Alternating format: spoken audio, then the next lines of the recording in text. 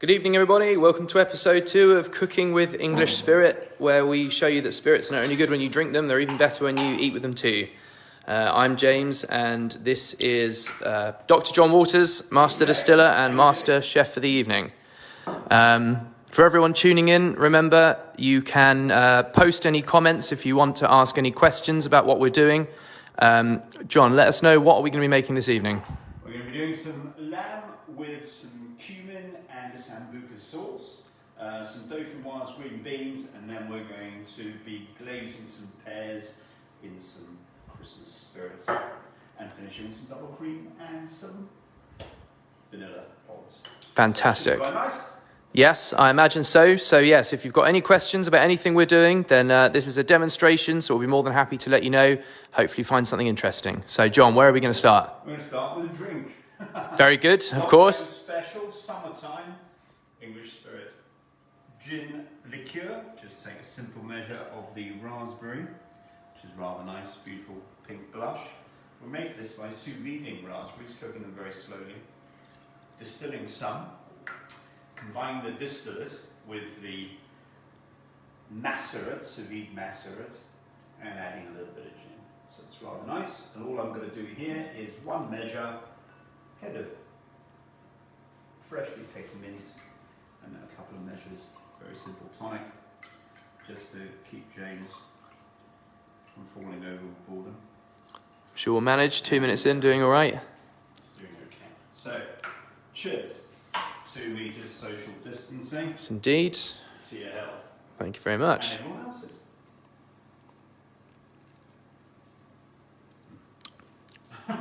Very nice. Yeah. That is, reminds me of being a child 4,000 years ago, and really nice tip-top lollipops for some reason. But anyway, delish. So gorgeous. What we're going to do is we're going to kick off by doing the lamb. And what I've done is I've done a little bit of work with the lamb first off, just to make sure I can do this in time. I've actually sous vide this lamb, which you don't need to do. All you need to do is make, a very simple cumin and rapeseed oil mix.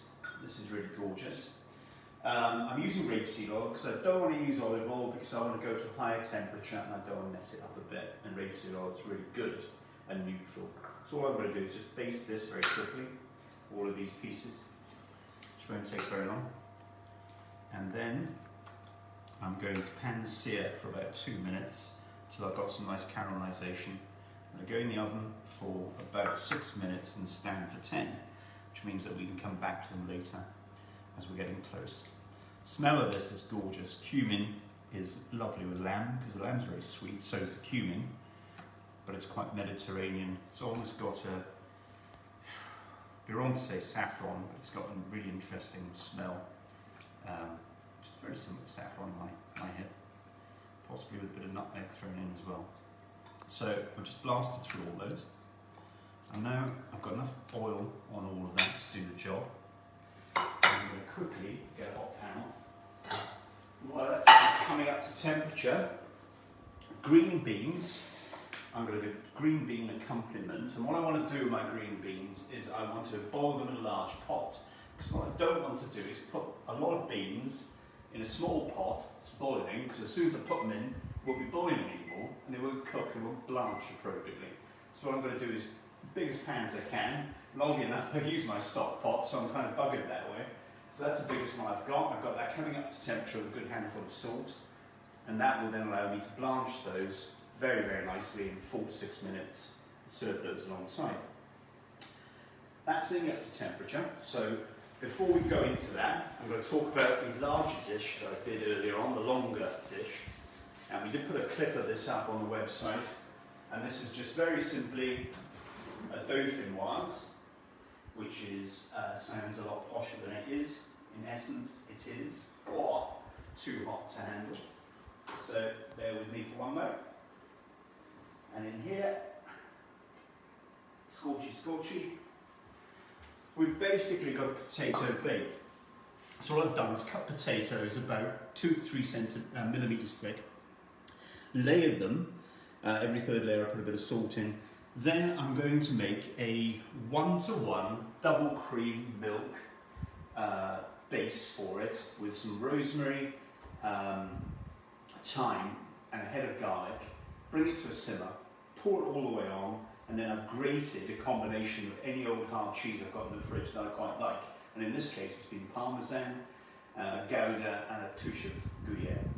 That goes in the oven, 180 degrees for 50 minutes. Absolutely glorious, and it will also hold its temperature for a good half an hour. Right, so let's forget about that. We're now going to start cooking these things off. Hear that nice sound? These are going to take about 3 minutes aside to get a decent amount of caramelisation on them. You've got caramelisation, you've got taste. So just get those in there. James will testify as to the smell of that. Rather nice. Wow. Yeah. Smells absolutely divine. So while we're doing this, we're going to I made a stock earlier, simply because I like making stock. You could just use a lamb stock. I didn't bother because I wanted to have some vegetables that were kind of about to become soup. So I thought, well, let's make a soup, but I'll make it a soup that's styled for that. So in here, I've got some what I call horse carrots, so they're kind of largish carrots. Then I've got some peppers, I've got some celery, and then I've got a mixture, a little bit of thyme, a bit of garlic, and then I've got some off cuts of lamb in there too, all in a vegetable stock that I've cooked for about 20 minutes. And this actually, if you pass your nose from there to there, you'll start to pick up some of the really interesting ways that plays with cumin. And then you can see there's quite a nice simple transition. Wow. Yeah. Now what I'm going to be doing is I'm going to be taking these out, cooking them in the oven once they've caramelised. I'm then going to be deglazing with a little bit of vinegar to get all the nice stuff out of there. Vinegar and salt both elevate flavour, pepper will change it. So I'm going to bring that all out.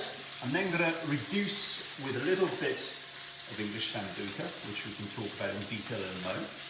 And then I'm going to finish by reducing down my stock to quite a thick jus, drizzle it over my lamb chops once they've rested, and that'll be rather nice.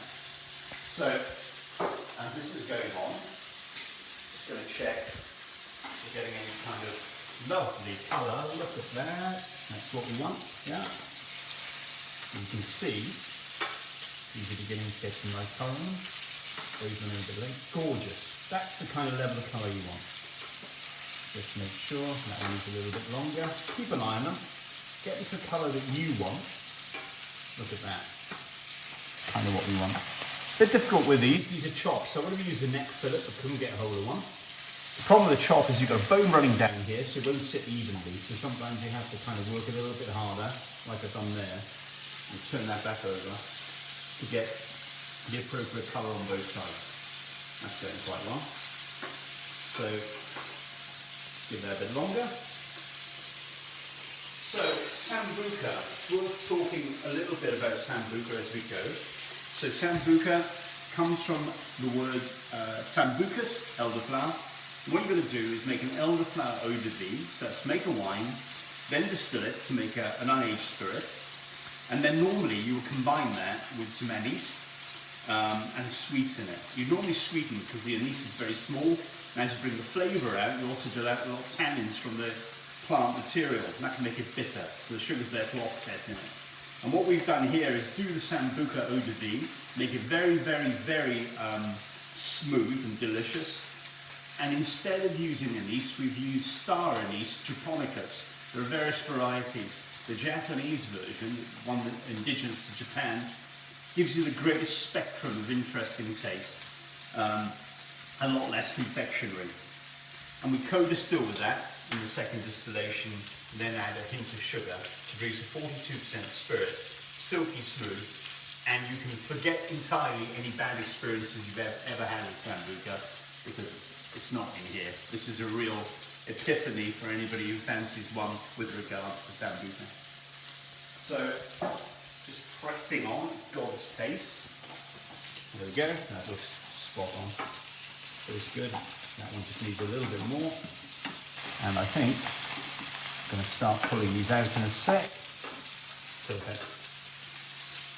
Just going to grab plates to get those out.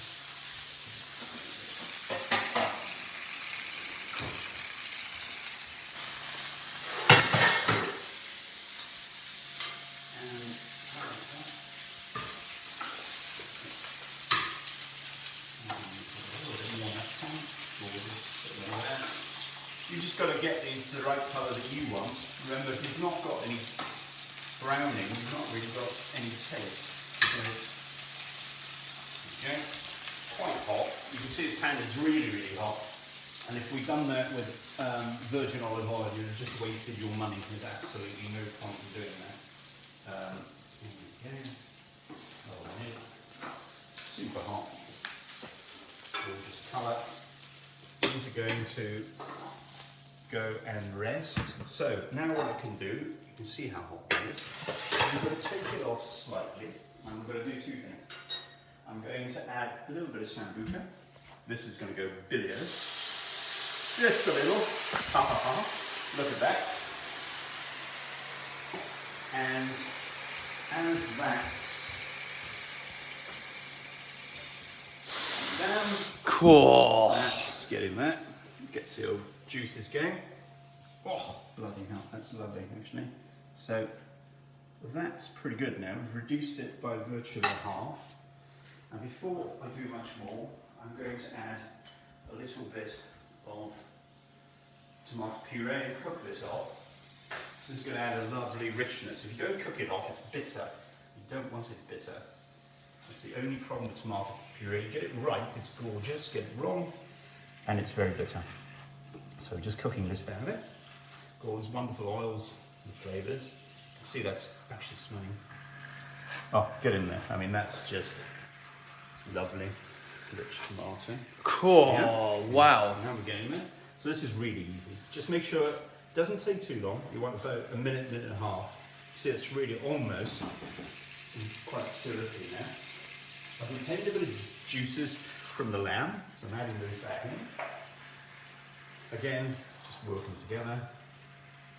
This sort of starts to come together quite nicely. Yeah.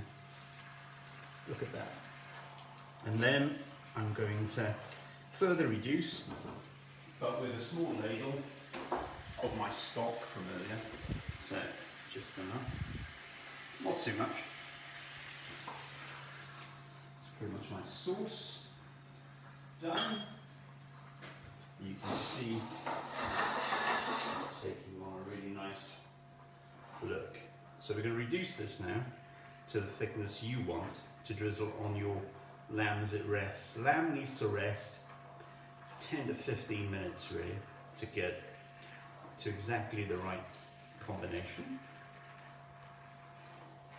I'm going to reduce this a little and then we're going to hop on very quickly onto our dessert while all this is resting, because that will probably be you can see now how that's come together. Yeah. And that, if you get your nose in there, try a sniff.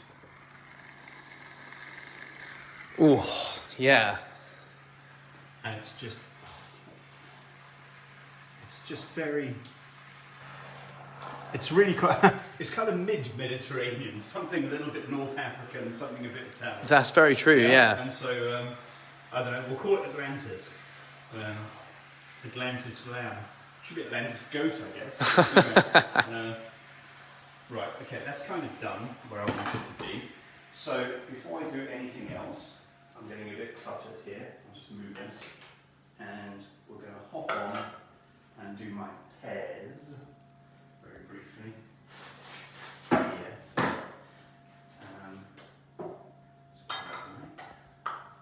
Good jiggling around. Oh, where's my drink gone? There it is. Okay, so we've got some beans that happen, but we're not going to do those. So all I'm going to do now is just do some pears, top and bottom pears. These are so understated. People for some reason don't use a lot of pears, and I don't understand it because they're gorgeous. And this is the easiest meal, easiest pudding you could possibly ever do. Peel your pears, then I'm going to halve, decore, and I'm literally just going to poach in some Christmas Spirit with a bit of butter, some brown sugar, so I get the thickness and the tenderness I want from the pears. And then once I've done that, I'm going to take the pears out, reduce a little bit more, and finish my sauce with some double cream. Really easy. So,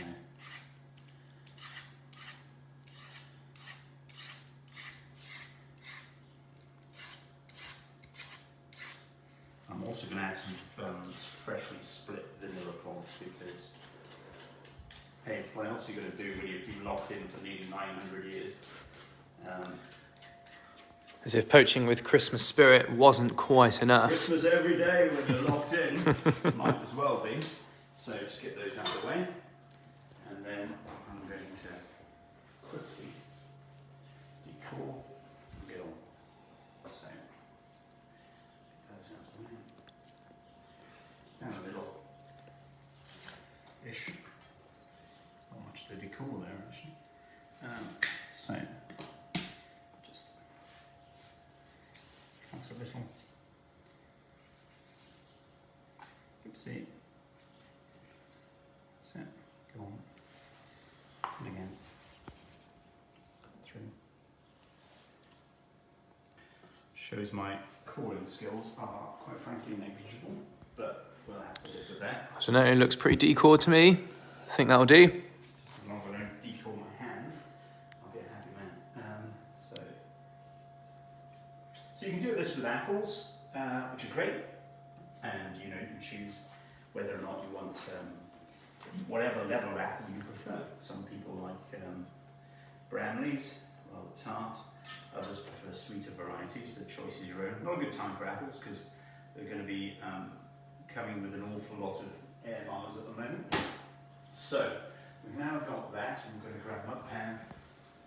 Just get a little bit of butter in there as the pan warms up. Go from there. And these, again, we're going to try and caramelise, get some nice colours in them.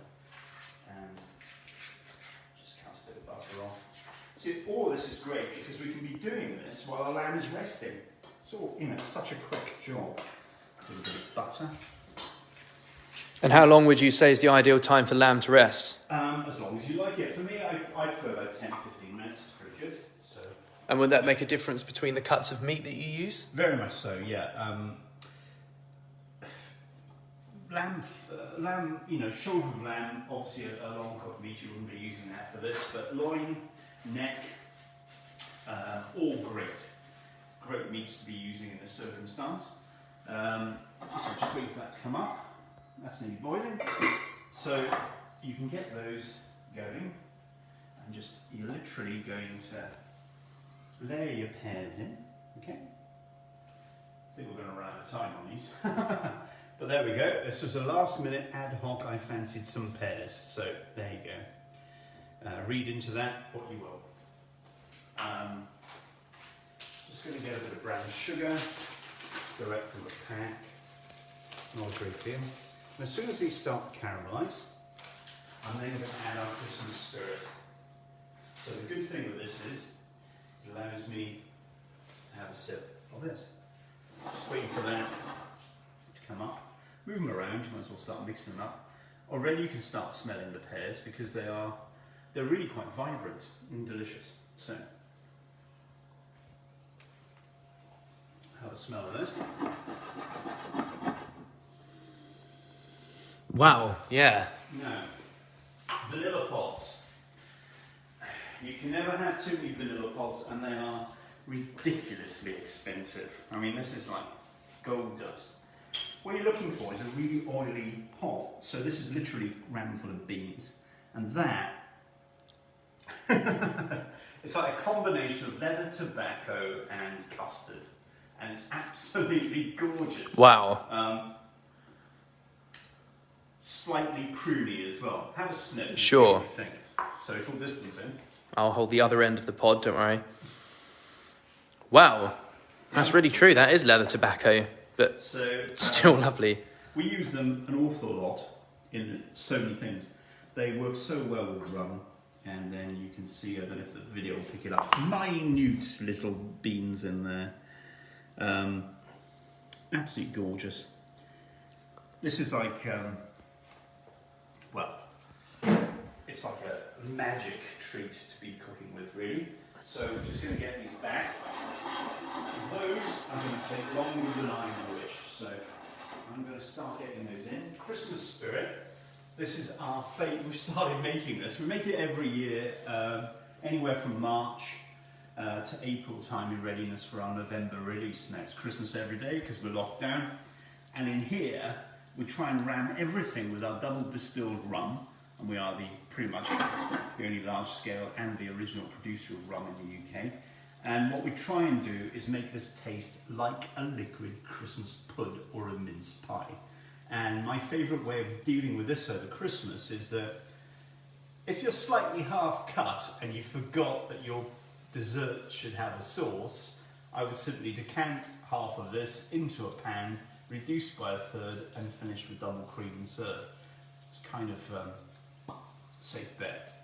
So I'm just going to add a little bit. It's the benefit of being a distiller. And then I'm going to now put these in so they just literally start to cook in there. Yeah. Just smell that. Yeah, It's so go on that. spectacular. Oh, Christmas pudding and vanilla on top of all that. So what I'm going to do here now is I'm going to put a lid on that because I don't want it to go dry too soon. And I'm going to start bring this up to temperature to do my beans. And I think we've got, how much time have we got left in? On what? On this, 30 minutes was it? Oh, I think we can go for as long as we like. Oh right, okay, good. Okay. I'm sure we can't cut off everyone early. They have to know now. Good. So, there we go. We've got our beans going. That's a rolling boil. And green beans, great at the moment. I should have got some asparagus, but I couldn't get any locally. Everybody's shut down. It's just about boiling, not quite. Bigger pan, and they just stay boiling. So that's going to take approximately 4 minutes or thereabouts. And then we're going to serve those. So this meal is pretty much, the main course is now done. Perfect. And we're just looking at these, see how these little boys are carrying on. Look at that. I mean, that's going to be absolutely glorious. Now, Take about 10 minutes there. what kind of heat would this be on if one was using a cooker with a low to medium high kind of setting? I would have that somewhere between low to medium for that to simmer away. For about 10 minutes. Yeah, exactly. 10 to 15, or until it's as cooked as you prefer. Stab a knife into it. As soon as it's got exactly the feel that you want, bring them off. Brilliant. Pears out so they don't go mushy. And if you've still got liquid left, reduce it again to the thickness that you want. And then you're going to ladle it over the pears at the end, yeah? So you're the one in control, and you're the one that can do a great job. So just going to bring those back up to the boil and look for a sieve somewhere. Which I found. Bit of beans. And we're back to the beverages. So hopefully, if the government gets it all right, we all are very, very, very good people, we can be let out for June. So the rumour is going. Let's start a rumour mill, might as well. That'd be nice, wouldn't it? Cheers. That's delicious. Okay, let's see how we're doing. Now, how about a drink pairing for the meal we're about to eat, John? What would you say would be the best thing, or a selection of them? What would you say would go well? Lamb for me always goes well with a really nice Pinot Noir. I like Pinot Noir and Zinfandel or something like that. If you wanted to add to the sweetness, something like a Cabernet Franc from South Africa, It's really quite jammy. If that's your style, that works really well too. Sure. So both of those, quite nice, vigorous. It's just down to what you want. These aren't overly subtle flavours, but they're not massive ones either. So any kind of medium flavours from wine that suits your fancy. Sure. Yeah, maybe not Malbec, but that's my choice. So very good. Cheers. It's amazing how far you can get a double shot of raspberry gin liqueur to go. Absolutely. So these beans are nearly done. And all we're going to do then is get ready to serve. We're going to rewarm this and we'll grab our dauphinoise and serve up. Now the video for making the dauphinoise will be available on our website. Of course, yeah, if you're already watching this on the website, then great. But you can look out for that soon. So you'll have the complete recipe of all the prep as well as what you're seeing now. So let's carry on. These are about right. So I'm going to drain those. And there we can start plating up.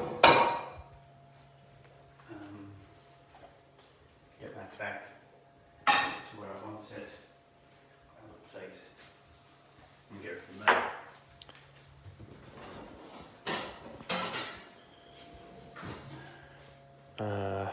Are you going to plate up over here? I am, yeah. I'm just going to get simple.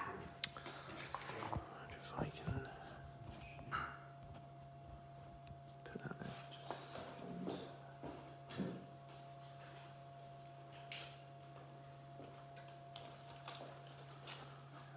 Just wait for that to warm up.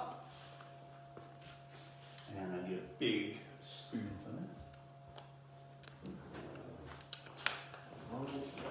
You can't beat dinner time.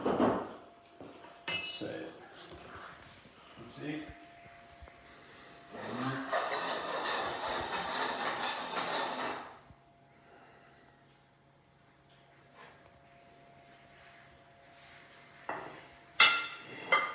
Get some sauce. We've got our nicely rested lamb, which we're going to finish that sauce at the top here.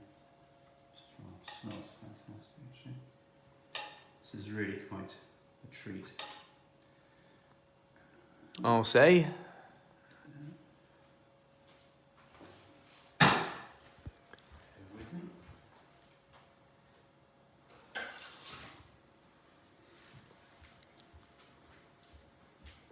Dauphinoise next. Generous piece of potato. Looks rather good. Oh God, that smells good. And then some green beans. Which we're going to just walk together around there. And it pains me to say, as always, it's James who's the lucky dad who has the chance to taste it first. Oh, fantastic. I gladly accept. Oh, got myself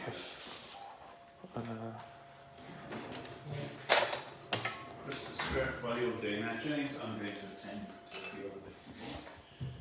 That's okay.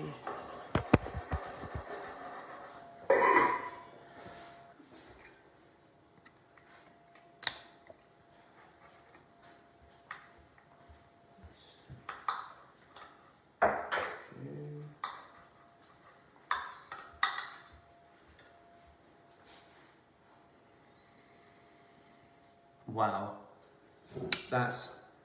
you can definitely tell the Sambuca's in that jus. It's certainly not overpowering at all. It's cooked down like tomato amazingly, and the cumin's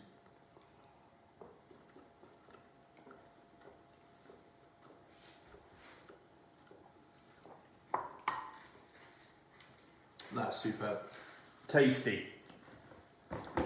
Where else would you get lamb like that? That is. There's a slope at the end of the garden, but I don't think you'd be too happy. Yeah, well, I don't think it's going to come with English Sambuca either. That is absolutely amazing. Some of those potatoes.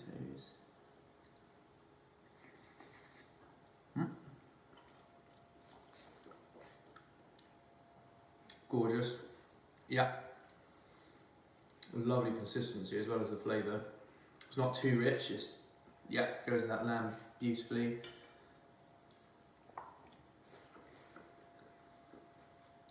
A bit more lamb to go with those beans.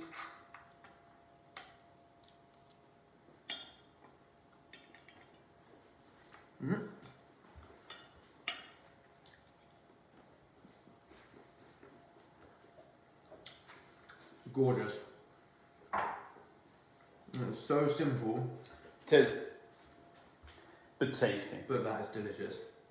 How long has this taken us? What's the time? We're 30 minutes now. Wow. So that's not bad. Well. Obviously that took a bit longer, the dauphinoise. These do take 50 minutes, but probably an hour by the time you've done all the slicing of that. But they are so worth it, and it's such a good family meal. You know, you could eat this today. I mean, that would serve 4 demanding adults. You probably get 4 and 2 children out of that. Well, next day, that's a great lunch. You could have that with whatever you care the next day, cold meats or whatnot. So this keeps for a good old while, but that's only 4 spots. So relatively inexpensive and absolutely gorgeous and easy to do in 30 minutes. Absolutely. Yeah, and we'll have the recipe up soon as well. I don't think we've got any questions. I think we've probably made that self-explanatory. Let's just check on how our pears are doing. Our pears are going to be brought to you later, after the meal, by finished photograph. Well, don't worry, we'll bring you updates on just how nice those are as well. Excellent. Right, well, I can safely say I'll have never had a meal that includes both Sambuca or Christmas Spirit rum liqueur before, but I'm very much looking forward to it, and so far, so excellent.